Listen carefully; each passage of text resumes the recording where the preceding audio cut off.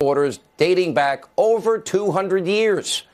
And finally tonight, we're going to end with one very important topic, and it's called due process, the presumption of innocence. I have been saying all during the Kavanaugh hearings, a foundational principle in a fair and just society. It has served this country so well.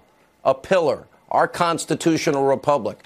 And by the way, if you remember during Kavanaugh's confirmation hearings, we defended this principle from baseless attacks and irresponsible accusations by individuals, some on the left, some for political gain.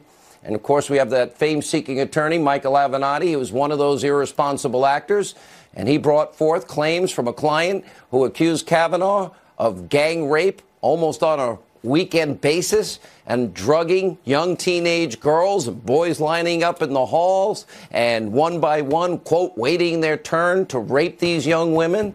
There was no evidence. That story eventually changed. Avenatti demanded that his client and all others, have made accusations that they should all be believed. You might remember this. If the president was smart, if he wasn't so arrogant, he would see the writing on the wall and he would pull this nomination immediately. If you make accusation or allegation the bar of whether or not you stay or go, Michael, what does that set up for the future? I mean, that's a very good point, Chris, but I think we're beyond that from what I understand relating to the lie detector test being passed, which, of course, is not admissible in a court of law. We're not talking about a mere accusation or allegation. And here's another important point. This isn't going to be adjudicated in 1 day or even 2 days.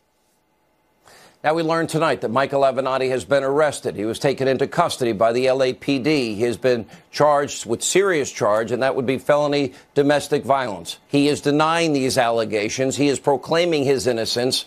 And I will be consistent on the issues of due process and the presumption of innocence. But one can only wonder if now maybe Michael Avenatti would apply the same standard to himself that he applied to Justice Kavanaugh. Or maybe tonight he would prefer that the country give him due process and the presumption of innocence. Or will you lock yourself up and just throw away the key? I believe he deserves presumption of innocence, due process.